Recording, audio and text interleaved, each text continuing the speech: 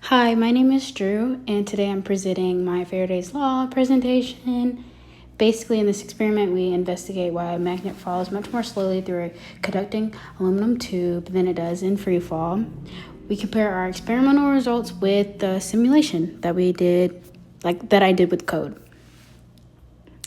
Okay, so this is an overview of what's going to be talked about today.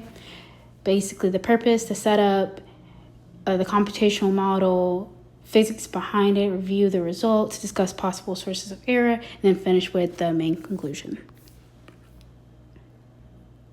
The purpose of this experiment was to observe magnetic dampening by measuring how a falling magnet slows inside a conducting tube. We also developed a computational model to simulate the magnet's motion and compared the simulation with our experimental results to evaluate its accuracy. Here's the setup. We needed aluminum tube, obviously, my phone, bar magnet. And then we did multiple trials and averaged the fall time and compared it to the simulation. Simulation modeled the magnet as a magnetic dipole and the aluminum tube as a series of conducting rings. Faraday's law and Newton's second law were then used to calculate the induced current and update the magnet's motion.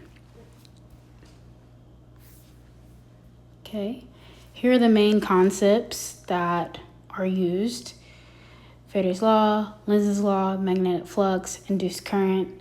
As the magnet falls, the changing magnetic flux induces electric current in the tube. According to Lenz's law, those currents create magnetic fields that oppose the magnetic motion, producing magnetic dampening and slowing the magnet.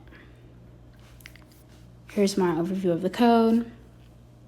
I divided it in three main sections: defining the tube's geometry, calculating the magnetic field and induced currents, and then updating the magnet's motion.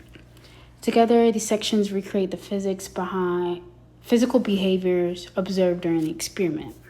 Take a moment to pause and zoom in and look closely at my code. So the average fall time was about 1.878 seconds compared to a free fall time of about 0.64 seconds. The magnet took nearly 3 times longer to fall because the induced current generates an opposing magnetic force that slows its motion.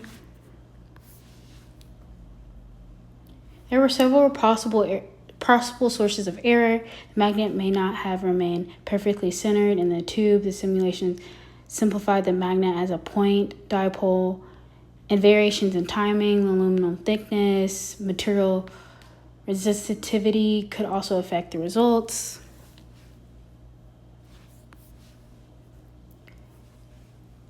What if scenario? So if the tube contained slots, the conducting loop would be broken, producing much weaker induced currents and causing the magnet to fall faster.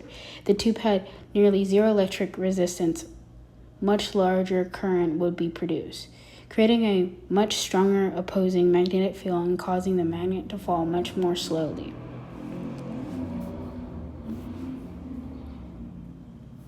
To summarize the physics, the falling magnet creates a changing magnetic flux through the conducting tube. Faraday's law says this changing flux induces electric current, and Lenz's law says those currents oppose the change that created them. This produces a magnetic dampening force that slows the magnet while converting some of its mechanical energy into thermal energy. Okay. So in conclusion, this experiment demonstrates Faraday's law by showing that changing magnetic flux induces electric currents. Those induced currents create a magnetic field that opposes the magnetic motion, causing magnetic dampening and slowing the magnet's fall. The simulation successfully reproduced this behavior, and the small difference between the experiment and simulation can be explained by modeling assumptions and experimental uncertainty. Thank you so much for watching.